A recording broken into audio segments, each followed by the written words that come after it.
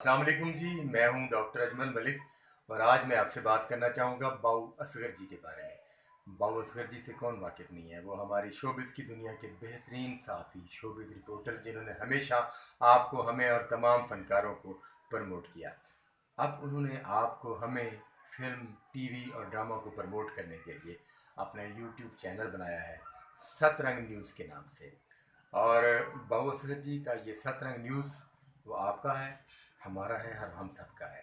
आप इस पर देखेंगे ड्रामे, स्टेज ड्रामे, video songs, audio songs, feature films और कुछ क्लिप्स और वो चीज़ें जो आप चाहेंगे और वो चीज़ें जो आप पर, हम पर मबनी होंगी। हम फनकार होंगे, हम आर्टिस्ट होंगे उसमें। और बाबू असगर जी ने हमारे शोबे को प्रमोट करने के लिए एक खूबसूरत इकदाम किया है सतरंग न्यूज़ चैनल की सूरत में।